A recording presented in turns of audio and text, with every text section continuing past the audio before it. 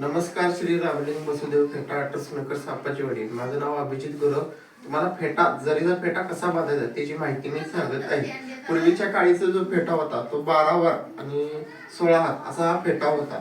तो जुनी काळात म्हणजे बरीच काळी फेटा बांधत. जुन्या काळाचे पटक्या आणि पटक्याचे जे फेट्याचे जे माप होतं ते 12 वार 16 हात हे माप होते. आणि तो माप तर जुन्या काळचा माणूस किती फुटाचा असायचा तर 1 परस हे जुनं माप असायचं. 1 परस म्हणजे किती 7 फूट. 7 फुटाचा माणूस भला मोठा माणूस असायचा. मग त्याला फेटा किती फुटा असायचा तर 48 फुटाचा फेटा असायचा. तो म्हणजे कसा जुना फेट्याचं माप हे किती 12 वार 16 हात आणि 48 फूट हे असायचे. मग ती माणसं कशी बांधायची? गुडघी पद्धत. गुडघी पद्धत म्हणजे काय? गुडघ्यावर ही प्रॅक्टिस आणि रियाज केलेली जी असायची त्याला गुडघी पद्धत असे म्हणाले. आता फेटा बांधायचा कसा ते तुम्हाला मी थोडक्यात माहिती सांगत आहे. हा फेटा आहे जरी फेटा म्हणजे बनारसी फेटा आहे. हा फेटा कसा बांधायचा हे तुम्हाला थोडक्यात मी माहिती सांगत आहे.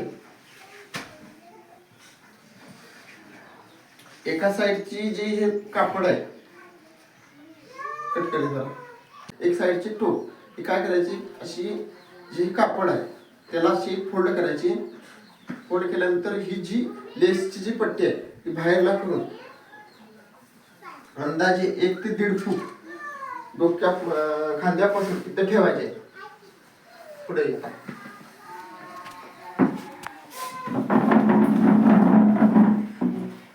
आता फेटा बांधताना संपूर्ण माहिती पहिले ऐकून घ्या.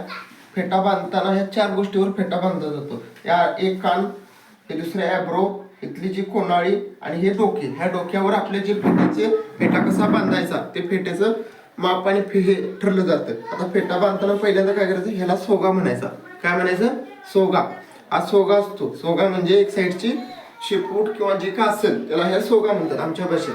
दुसरी गोष्ट काय करायचं, हे फेटा बांधत असताना ही घुनवटी, ही डोक्याची जी घुनवटी आहे एका साईडला जरा क्रॉस आहे, त्या क्रॉसच्या साईडला काय करायचं, असं कापड धरायचं. कापड धरल्यानंतर तुम्ही इकडे पीळ टाकू शकता किंवा डायरेक्ट फेटा तुम्ही ओढू शकता.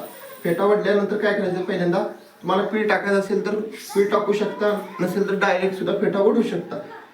आता फेटा बांधत असताना काय करायचं, हे नाक आहे आणि गंधक आहे. ह्या गंधकीच्या जी इथं पहिली कोणाला म्हणजे इथं क्रॉस आलं पाहिजे. दुसरी गोष्ट ही ॲब्रोचे जी ही भवई आहे या भवईला क्रॉस घेऊन म्हणजे ह्या कडला एंडला हे जायला पाहिजे. आणि अर्धा कानावरून ही पहिली नेरी आणि दुसरी नेरी म्हणजे जी इकडची पट्टी येणार ते अर्ध्या कानाच्या वर असा हा फेटा येणार. आता बांधतोय कसा बघा.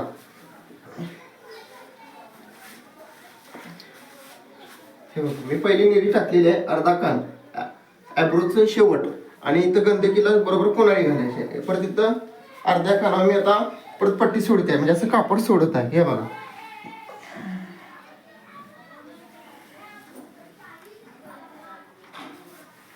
हे बघा. आता दुसरी नेरी बसलेली आहे, 1 2. परत इकडे अर्ध्या कानावर मी कापड सोडत आहे.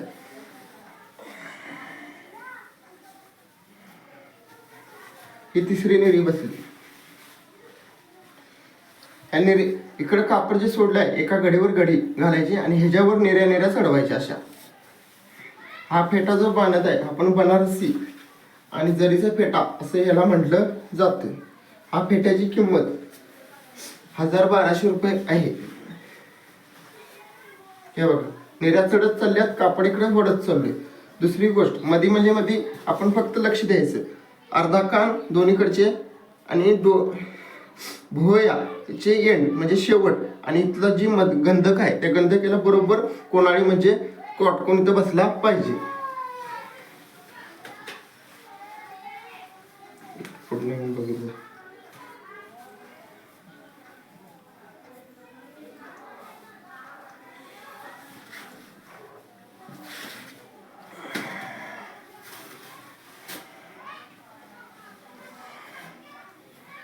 ते बघा, अशा प्रकारच्या नेऱ्या घेऊ शकतात. ह्या कापडाची प्राइस, हे कापड जे आहे हे जवळजवळ 5 मीटर आहे.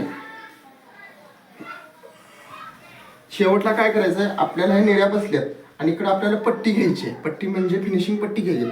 पट्टीच्या वेळी इथं काय करायचं असं शेवटचं जे आहे ना लॉक घालून घ्यायचं. लॉक घेतल्यामुळे काय होते, तुम्हाला पट्टी जशी पाहिजे तशी घेता येते. हे बघा, फेटा सोडू शकतोय. सोडल्यानंतर जे व्यवस्थित आहे तसं त्याला बांधता येतं. आता काय करायचं आहे, अशी चौपट पट्टी करायची. हे बघा, आणि जी नेरी आहे शेवटची जी लेस आहे तिची एंड व्यवस्थित जुळला पाहिजे. जुळल्यानंतर काय करायचं आहे, फेटा असं पुढे घेऊन हे बघा, एका साईडनं असा हात वरती खेचायचा आहे, डाव्या साईडनं. ही डावी साईड, ही उजवी साईड. एक उजव्या साईडला असा हात जरासा नॉर्मल खेचायचा आहे आणि हा फेटा आणून डायरेक्ट हे बघा ह्यामध्ये तो खोचायचा आहे.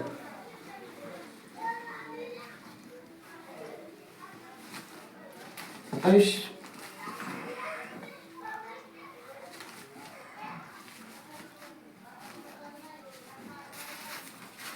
हे बघा डोकं झाकलेलं आहे पूर्ण. डोकं झाकल्यानंतर ह्याचं काय करायचं आहे की डोकं झाकल्यानंतर हे डोकं पूर्ण प्लेन होतं आणि डोक्याला सुद्धा म्हणजे असं भरपूर हेल्मेटची पद्धतीत हे होतं. त्यानंतर इकडं बघा पुढं हे तुरा. आता फेट्याची, हा फेटा झाला. आता फेट्याची माहिती तुम्हाला एक सांगतो थोड्या वेळात. फेट्याचा उगम हा शेषनाथापासून झालेला आहे. हा शेषनाथाचा अवतार आहे. हा शेषनाथाचं रूप मानलं जातं. कारण हे थोडक्यात बघा, हे शेषनाथासारखी शेपूट, शेषनाथासारखी वेटोळे आणि शेषनाथासारखा जसा फणा आहे तसा हा तुरा आहे. हा शेषनाथाचा सामनेच आहे. आता हा इतिहास आम्हाला सांगितला कोणी, आमच्या अंजापजाने, म्हणजे जे आम्ही गुरु घराणे आमचे आहे, म्हणजे आम्ही देवाची वगैरे पूजा करतो, हा इतिहास आहे. आता हा इतिहास पुणेकांना माहित आहे, कोणाला माहित नाही, हा मला माहित नाही. हा कुठं लिहिलेला आहे काही नाही, हा माहित नाही. पण एक थोडीशी माहिती होती ती सांगितली. तुम्ही हा पण फेटा बघू शकता पुढे. हा पण जरीचा फेटा कसा बांधलेला आहे बघा.